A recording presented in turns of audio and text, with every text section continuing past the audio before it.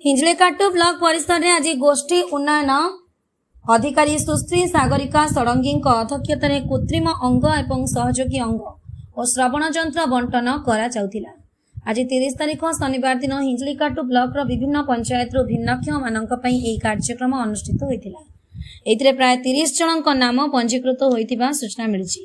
एथिरे वृद्ध व्यक्ति मानक अंटा जंत्रणा बेल्ट, गोड़ नथिबा किछि व्यक्ति को कृत्रिम गोड़ और श्रवण यंत्र बंटा जाइथिला।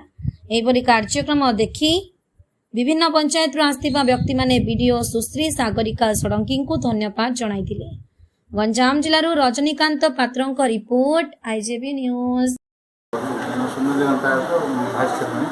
आज आम ब्लॉक कृत्रिम अंग प्रोग्राम करा बहुत लोग आम ब्लॉक आसिक से सुविधा पाई सब जिन दे जहाँ शुभुना जार अंग प्रत्यंग खराब अच्छी से सब जिन प्राय केते पेसेंट उपकृत होते प्राय 100 खंडे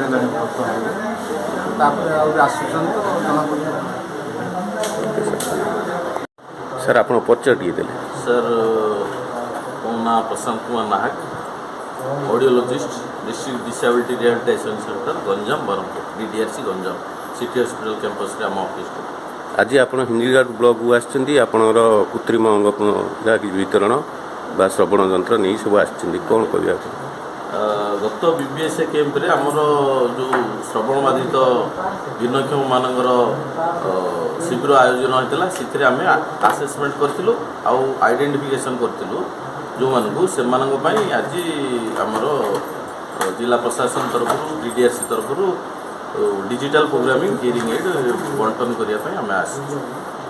प्राय केते पिला को मशीन बर्तमान देले सब बर्तमान ए 2 नंबर चली सर माने आमर अन्य जो ऑफिशियल काम करिया सहित टेस्ट काम करूँ बर्तमान 2 नंबर बेनिफिशियरी काम चली आमर 15 ରୁ 20 जन आसी बेनिफिशियरी। ओके सर, धन्यवाद।